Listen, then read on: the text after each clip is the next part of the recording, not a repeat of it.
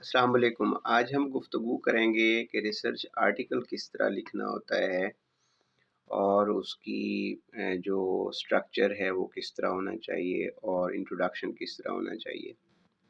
ये वाली सारी बातें हम डिस्कस करेंगे।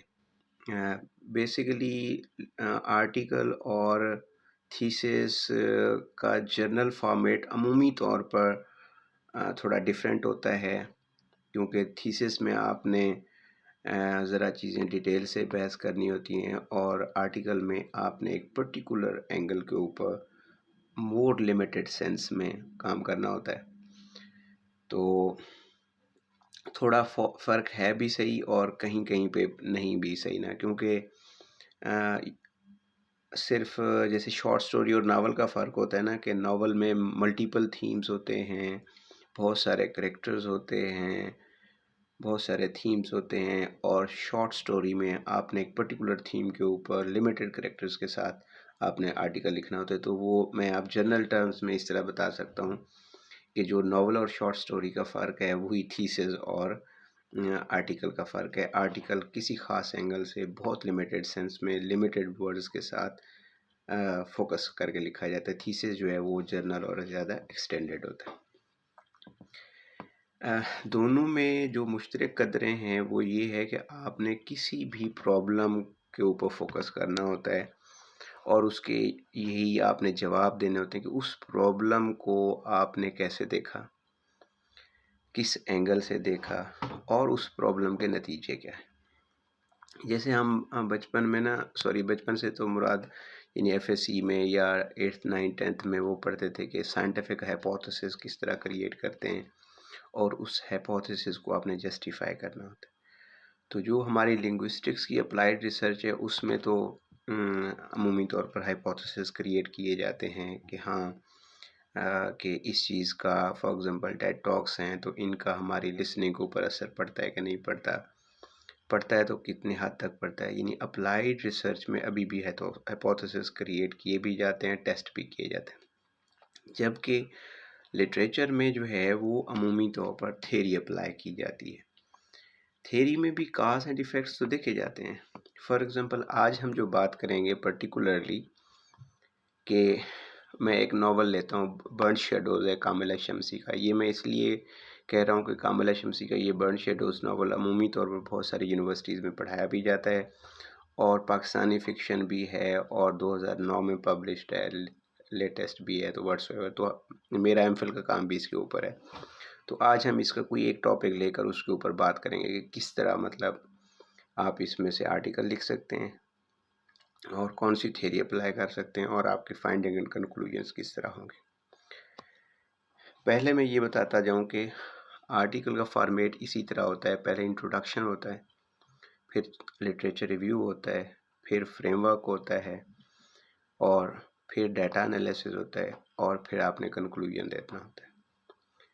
तो कुछ जो रिसर्च आर्टिकल्स के जो जर्नल्स होते हैं वो हेडिंग्स डिमांड नहीं करते। वो कहते हैं कि कंसेप्टिवली आपका जो इंट्रोडक्शन हो उसके फ़ौरन बाद उसमें मिक्स्ड लिटरेचर रिव्यू हो और फिर आप अपना थ्योरेटिकल फ्रेमवर्क दें कि आई would B analysing this issue with this framework. और फिर आपकी हेडिंग्स भी जो है, सॉरी जो डाटा एनालिसिस है वो भी विदाउट हेडिंग्स हो, कंक्लूजन भी ना, यानी एक ऐसे जैसे एक एसे टाइप का होता है ना, लेकिन उसमें सेक्शन डिवाइडेड होते हैं। एसे का टाइप के होने का मतलब ये नहीं कि आप कोई चीज़ पहले लिख दें और कोई चीज़ बाद में लिख दें, ये नहीं है। आपने ऑर्डर उसी तरह फॉलो करना है। पहले आपने अपने प्रॉब्लम को, जो आपने प्रॉब्लम प्रोजेक्ट किया है उसको उसका इंट्रोडक्शन देंगे, फिर उसको थियोराइज़ करेंगे। थियोराइज़ से मुराद लिटरेचर रिव्यू। थियोराइजेशन भाई कौन सा है, कहाँ से आया है, इसकी क्या मेजर पास्टुलेट्स क्या हैं। फॉर एग्ज़ाम्पल रिसेंटली मैंने अपना एक आर्टिकल पब्लिकेशन के लिए भेजा हुआ है, वो है एकेडमिक डी ग्रोथ के ऊपर। पेंडेमिक यानी कोविड-19 के दरमियान जो एकेडमिक डी ग्रोथ हुई है, तो शुरू में मैंने उसको ऐसे ही किया कि एकेडमिक डी ग्रोथ होती क्या है। ग्रोथ क्या होती है, डी-ग्रोथ क्या होती है, और कोविड की वजह से कौन-कौन सी एकेडमिक डी-ग्रोथ हुई है, कितने परसेंट हुई है। मैंने ये डाटा किस तरह क्वेश्चनेयर के ज़रिए मुहैया किए और फिर स्टूडेंट से पूछा है कि वो अपने आप को कितना एवैल्यूएट कर रहे हैं कि कहाँ-कहाँ पे उनकी एकेडमिक डी-ग्रोथ हुई। उसके बाद जो स्टूडेंट्स के रिस्पॉन्सेज़ थे डाटा, और फिर मैंने ये जो कंक्लूजन्स निकाले वो एंड पे दिए। तो पहले एकेडमिक डी-ग्रोथ को डिफ़ाइन किया, फिर जो टेक्नोलॉजी और एकेडमिक का आपस में ताल्लुक़ है वो शुरू से ही मतलब कब-कब से रहा, किस तरह रहा, और जो एकेडमिक वेयर टेक्नोलॉजी होती है वो कितनी इफ़ेक्टिव होती भी है कि नहीं भी होती, और उसके प्रॉब्लम्स क्या होते हैं, और कोविड-19 के सेंस में हमने कौन-कौन से प्रॉब्लम्स देखे ये मैंने, और फिर स्टूडेंट्स को एक्चुअल सिचुएशन में कौन-कौन से प्रॉब्लम्स है, और फिर मैंने अपने फाइंडिंग्स कंक्लूजन्स लिखे। तो अब हम नावल बात कर रहे थे बर्न्ड शैडोज़ की ना, उसमें एक कॉन्सेप्ट है डायस्पोरा का, डिस्प्लेसमेंट का। अच्छा, मैंने जो एमफिल में काम किया था वो था अकल्चरेशन के ऊपर ना। उसमें मतलब मेरा टॉपिक में 2 नावल थे, तो उनमें मैंने दोनों के ऊपर थ्योरी ऑफ अकल्चरेशन अप्लाई की थी। मेरा स्टांस ये था अकल्चरेशन के हवाले से, यानी अकल्चरेशन एक थ्योरी है। उस थ्योरी को यूँ समझ लें कि फ्रेमवर्क है जेसी अलेक्जेंडर का, ना जेसी अलेक्जेंडर नहीं, इसी तरह का है कि अभी मुझे भूल गया है। तो उसका मैंने फ्रेमवर्क यानी अकल्चरेशन जो थ्योरी थी उसको लिया, उसको मैंने नावल के ऊपर अप्लाई किया। अब उसमें अकल्चरेशन में ये होता है कि जब भी 2 डिफरेंट कल्चर्स आपस में मिलते हैं, वो एथनिक हों, वो रिलीजियस हों, वो कल्चरल हों, व्हाट्सोएवर हैं, जब 2 different culture, for example American और थर्ड वर्ल्ड का कोई भी ना बंदा जब यहाँ पर आता है, तो 2 इंडिविजुअल या कल्चरल जो एंटाइटीज़ होती हैं जब वो कांटेक्ट में आते हैं, तो उनमें ये ऑप्शन होते हैं कि या तो वो इंडिविजुअल्स और कल्चर्स एक दूसरे में असिमिलेट हो जाते हैं, या एक कल्चर दूसरे कल्चर के ऊपर डोमिनेंट होता है, मार्जिनलाइज हो जाता है, या फिर सेपरेट रहते हैं। सेपरेट से मुराद कॉन्फ्लिक्टेड सिचुएशन में रहते हैं। ये उसके 4 पॉइंट्स थे, यानी एब्जॉर्प्शन, असिमिलेशन, मार्जिनलाइजेशन और सेपरेटेडनेस। अब ये वाला फ्रेमवर्क लिया मैंने, या आइडिया लिया कल्चरेशन का, और मैंने इसे कामिला शमसी के नॉवेल्स के ऊपर अप्लाई किया। तो अब उनके जो करेक्टर्स थे वो आपस में जब मतलब इंटरेक्ट होते हैं, तो the person who is more in power he dominates, और जो पर्सन करेक्टर जो है नावल में से जो लेस इन सोशल प्रेस्टीज होता है या डिस्प्लेस्ड होता है, वो अमूमी तौर पर मार्जिनलाइज्ड हो जाता है।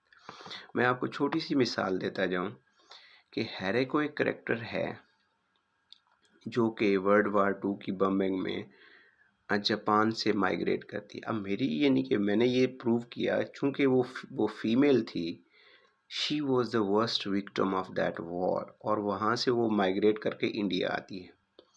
अच्छा, अब इंडिया आती है तो वहाँ पे उसका कोई वली वारिस नहीं होता, कोई उसका रिलेटिव नहीं होता।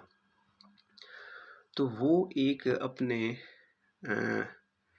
जो ट्यूटर होता है जिससे वो ट्रांसलेटर बन जाती है, उर्दू सीखती है, तो वो एक आम से आदमी के साथ ना, जो उसका उर्दू सिखाने वाला ट्यूटर होता है, उससे शादी कर लेती है। अब यहाँ पे देखें कि जो चॉइसेस होती हैं, मैरिज चॉइसेस हैं, वो ये है कि एक सोशली एस्टैब्लिश्ड बंदे के पास मैरिज के चॉइसेस ज़्यादा हैं, मैरिज चॉइसेस सिलेक्शंस ज़्यादा हैं, जबकि एक जो डिस्प्लेस्ड पर्सन होता है वो सहारा ढूंढ रहा होता है।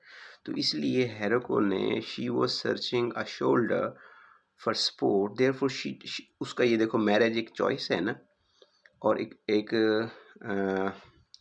मीन्स ट्रांसफरिंग इंटाइटी है।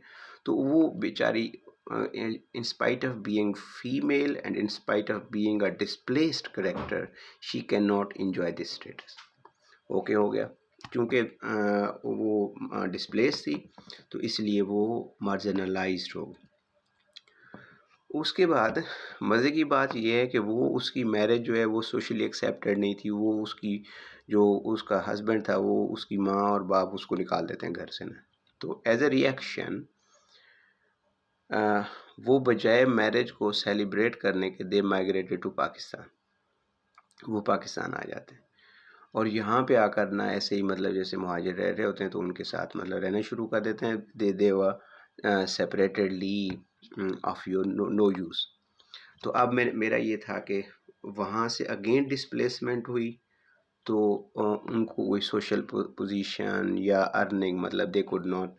यहाँ पे अब मैं ये साबित ये करना चाहता था कि once a displaced person always remains displaced और सोशली वो जो है प्रेस्टिजियस पोजीशन इंजॉय नहीं कर सकता। उसके बाद वो कराची जाते हैं, वहाँ पे उसका हस्बैंड जो है वो मारा जाता है ऑन द अकाउंट ऑफ कि अमेरिकन पीपल उसको मिलने आते होते, तो वो इस वजह से मारा जाता है। और उसका बेटा जो है वो लेटर ऑन मुजाहिदीन कैंप में अफ़गानिस्तान पहुंच जाता है और then she has to move from to America. तो अब हम यहाँ पे इस सारे पॉइंट ऑफ व्यू के ऊपर मतलब मैंने जो साबित किया है कि जो डिस्प्लेस्ड पर्सन होता है वो डिफरेंट कल्चर्स में डिसएडवांटेजियस पोजीशन पर रहता है। और कामला शमसी के बर्न शेडोज़ के जो करेक्टर्स हैं उनको हमने चूँकि डिस्प्लेस देखा है, सो फ़ायदे भी होते हैं। अब यहाँ पे नहीं है कि जो डिस्प्लेस पर्सन होता है उसके फ़ायदे भी होते हैं, क्योंकि डिस्प्लेस पर्सनस का जो एक्सपीरियंसेस होते हैं he know the world more better than a strict person, लेकिन उसके मनफी असरात भी। अब मेरा हाइपोथेसिस सिर्फ ये था कि डिस्प्लेसमेंट के पॉजिटिव असरात भी होते हैं, नेगेटिव भी होते हैं। मैंने ये देखना है कि उस करेक्टर्स के ऊपर कामिला शमसी के बर्न शेड उस करेक्टर के में जो करेक्टर्स हैं उनके ऊपर कौन सा असर हुआ। लाजमी नहीं कि हमेशा नेगेटिव असर ही होगा, पॉजिटिव भी होता है। अच्छा, तो वो जो है ना डिस्प्लेस्ड रहते हैं। इसी तरह क्या नाम है नावल है आपका, ये इसके बेप्सी सिद्धवा के नावल हैं, तो उनमें भी जो अमेरिकन ब्रैट है उसमें भी अकल्चरेशन के हवाले से आप काम कर सकते हैं। अकल्चरेशन के हवाले से किसी ने भी अभी तक काम नहीं किया। वो वही जेंडर रिप्रेजेंटेशन करते रहे हैं और फलां फलां फलां मतलब कि फ़ीमेल जो है वो फ़िरोज़ा यहाँ से वहाँ जाती है तो व्हाट्सएवर। लेकिन अकल्चरेशन के हवाले से ये थेरी है, थेरी ऑफ अकल्चरेशन, यानी acculturalist study of Bapsi Sidhwa's American brat, ये की जा सकती है। तो वहाँ पे आप डिफरेंट चीज़ें देखेंगे कि जो फ़िरोज़ा होती है वो अपने कल्चर से जब उस कल्चर में जाती है तो क्या क्या चीज़ें नई सीखती है, और उसको जो थ्योरी ऑफ शेम है, अपने कल्चर के साथ जो कॉन्सेप्ट ऑफ शेम है वो उसको किस तरह एड्रेस करती है, और काफ़ी सारी चीज़ों के ऊपर जगहों के ऊपर वो शॉक्ड रहती है। तो जो कल्चरल शॉक और शेम का कॉन्सेप्ट है ये बेप्सी सिद्धवा के नावल के ऊपर। अच्छा, अब अगर कल्चरल शॉक और शेम के ऊपर आप काम कर रहे हैं बेप्सी सिद्धवा के अमेरिकन ब्रैट में, तो पहले आप ये डिफाइन करेंगे ना कि कल्चरल शॉक और शेम जो है ना वो होता क्यों है। कि जब हमारे माइंड में ऑलरेडी कुछ ऐसा हो कि फ़लाँ कल्चर जो है वो सुपीरियर है, फ़लाँ इन्फीरियर है, तो दिस सिचुएशन जो कल्चरल पोलैरिटीज़ हैं, जो प्री ऑक्यूपेशंस हैं कि फ़लाँ कल्चर बेहतर है। मतलब हमारे यहाँ लोग ये हैं कि वो कहते हैं कि जी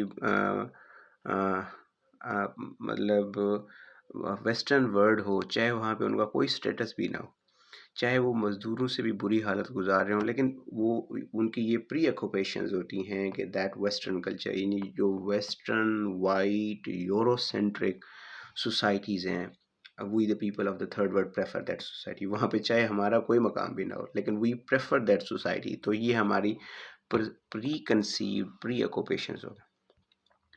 तो once we order are prestige, यानी जब हम उसको प्रेस्टीजियस वैल्यू देना शुरू करेंगे किसी भी कल्चर को, सोसाइटी को, तो ऑटोमेटिकली जो है वो हमारे पार्ट के ऊपर अपने कल्चर से हमें शेम भी आना शुरू हो जाएगा और स्ट्रेंजनेस भी साबित होना शुरू हो जाएगी ना। तो फ़िरोज़ा जो है वो इस तरह के अपने जो करैक्टर है तो वो अपने प्री ऑक्यूपेशंस में कि they were not considered, they were taking Pakistani culture as oppressive one, therefore she goes over there in America too. तो वहाँ पे अब उस कल्चर में वो कितना कुछ सीखती है।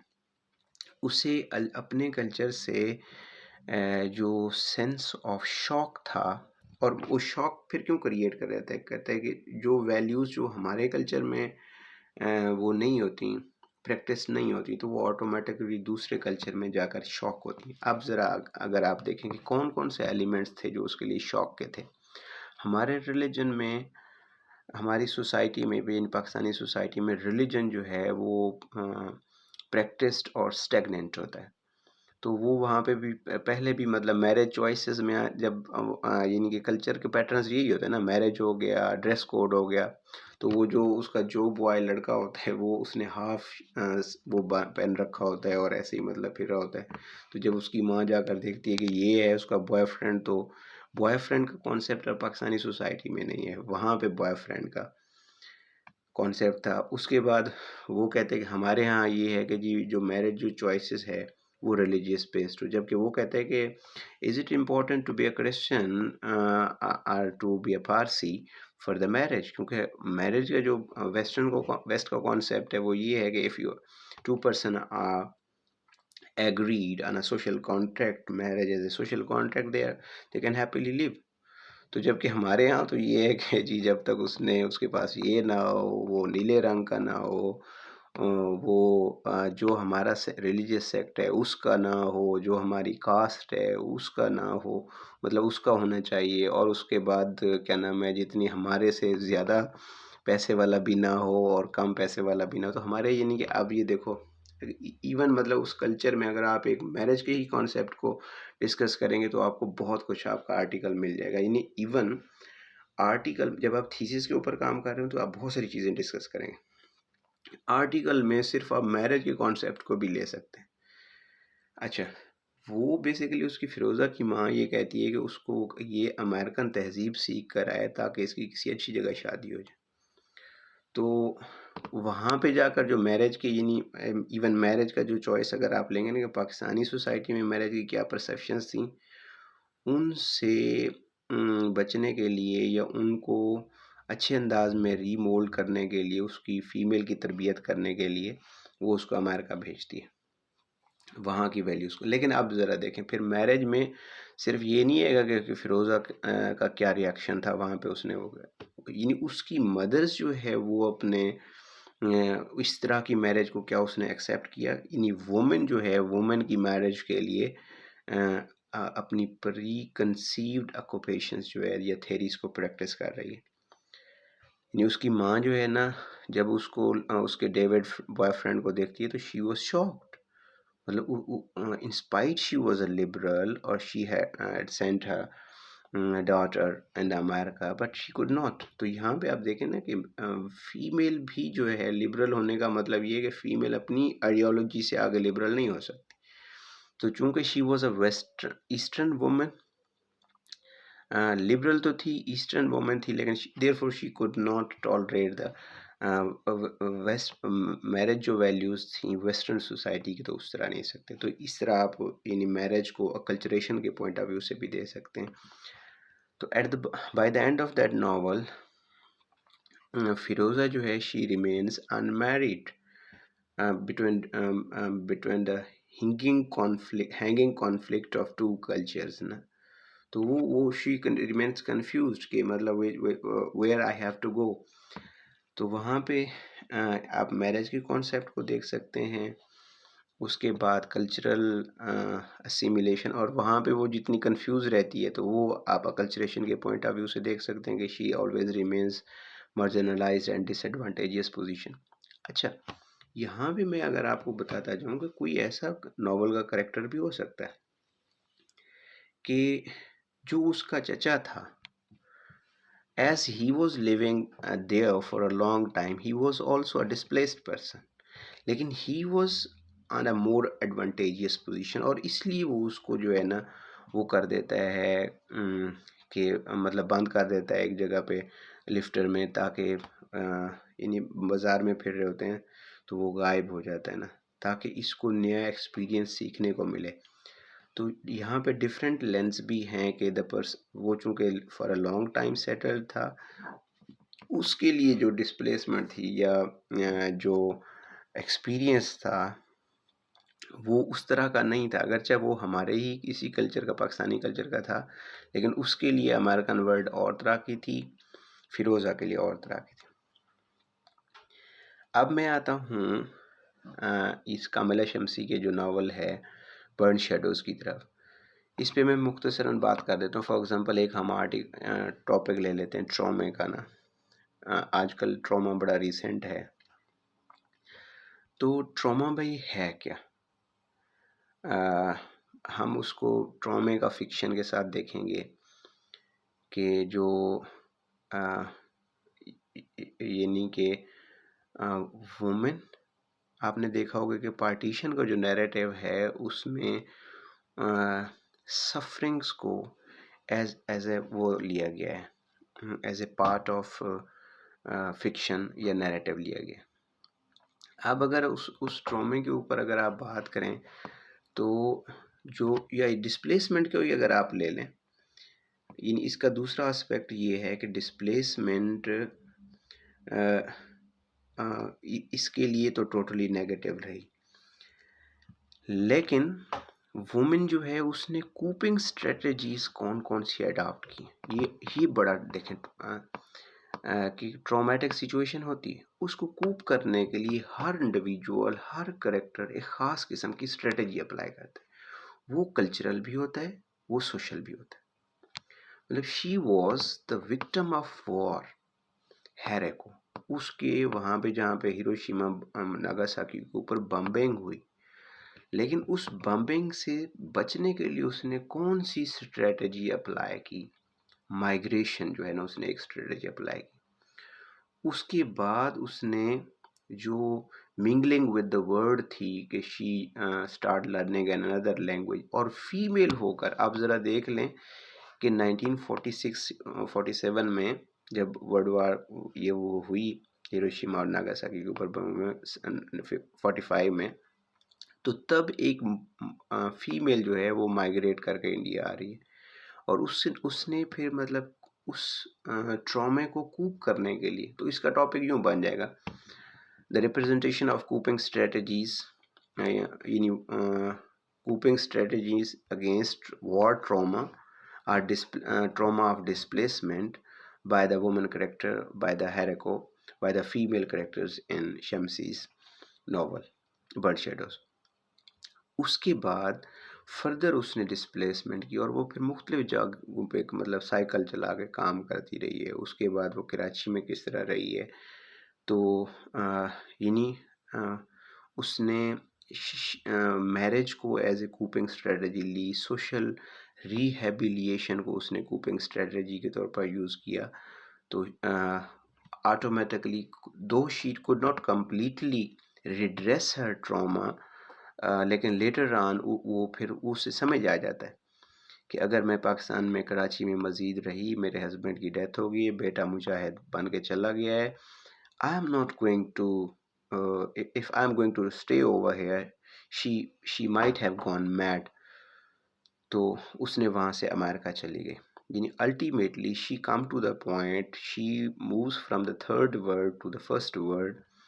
और इस दौरान उसने कौन कौन सी स्ट्रेटजीज कूपिंग की? She was marginalized, she had been at disadvantageous position, she was a traumatic character, लेकिन उसने कौन कौन सी स्ट्रेटजीज अडॉप्ट की, ये आपने ट्रेस आउट करनी। तो उससे ये होगा कि उस जो यानी जो उसने कूपिंग स्ट्रेटजीज अडॉप्ट की हैं, तो वो हम किसी विक्टिम के ऊपर भी, जो एक्चुअल विक्टिम होता है उसके ऊपर भी अप्लाई कर सकते हैं। तो कूपिंग स्ट्रेटजीज के या रिकवरी और हीलिंग के अब हम कॉन्सेप्ट्स कहाँ से लेंगे? तो वो डेफिनेटली थ्योरिस्ट से लेंगे। अब ज़रा मैं इस पोजीशन पे पहुंच गया हूँ कि मैं अब आपको इसका फॉर्मेट बताऊं। पहले तो आप ये करेंगे कि इंट्रोडक्शन में बताएंगे कि जो ट्रॉमा होता है, ट्रॉमा वर्ड मॉडर्न वर्ड का फिनोमेना है। Now we are living in the age of trauma. So जो ट्रॉमे का फिक्शन में रिप्रेजेंटेशन है, that is enliven and very much practised. Modern fiction में अगर ट्रॉमा नया कॉन्सेप्ट है, तो ट्रॉमे की जो स्ट्रेटजीज़ हैं या फिक्शन में भी उसकी रिप्रेजेंटेशन है वो भी नई है। तो हम भी आज बर्ड शैडोज़ को लेंगे। उसके बाद जो है ट्रॉमा, हमने ट्रॉमे की डेफिनेशन तो नहीं देनी है, ट्रॉमे की पर्सपेक्टिव्स क्या हैं, ट्रॉमे के नेगेटिव इम्पैक्ट्स क्या होते हैं और पॉजिटिव इम्पैक्ट्स क्या होते हैं, और अगर जो ट्रॉमेटिक पर्सन होता है वो उससे रिकवरी के लिए कौन सी स्ट्रेटजीज अडॉप्ट करता है। तो जेसी अलेक्जेंडर ने कहा कि मतलब जो मेमोरी होती है, अगर वो इंडिविजुअल लेवल पर हो या कल्चरल लेवल पर हो, तो दोनों में फॉरगेटिंग की जो स्ट्रेटजी होती है वो बड़ी इंपॉर्टेंट होती है for the recovery. To recover from the trauma, जो स्ट्रेटजी ऑफ फॉरगेटिंग होता है वो इंतहाई ज़रूरी। तो जी फॉरगेटिंग क्या होती है और फिर डिफरेंट करेक्टर्स फॉरगेटिंग को किस तरह अप्लाई करते हैं, और लेटेंसी पीरियड क्या होता है, लेटेंसी पीरियड कितना रहता है। तो जेसी अलेक्जेंडर को हम एज ए मॉडल ले लेंगे, उसका थ्योरी को मॉडल ले लेंगे। उसके बाद हम उसको फॉरगेटिंग को, कूपिंग को, सोशलाइजेशन को, उसके जो डिफरेंट पॉइंट्स हैं, लेटेंसी पीरियड को, वो देखेंगे नावल में, और जो हमारी फाइंडिंग्स होंगी वो हम कंक्लूड कर देंगे। मेरे ख्याल में मैं थोड़ा डाइवर्स रहा हूँ, 2-3 नावलों की मैंने बात की, किसी एक नावल में बात नहीं की। या मैं बहरहाल बज़ाते ख़ुद ये समझता हूँ कि अब आपको एक अंदाज़ा हो गया होगा कि किसी भी नावल के ऊपर, किसी भी थीम के ऊपर आप किस तरह रिसर्च आर्टिकल लिख सकते हैं। अगर आपके कोई क्वेश्चंस हों तो आप मुझसे मज़ीद कमेंट सेक्शन में पूछ सकते हैं। I would be really available to answer those questions. गुफ्तगू से इजाज़त, अल्लाह हाफ़िज़।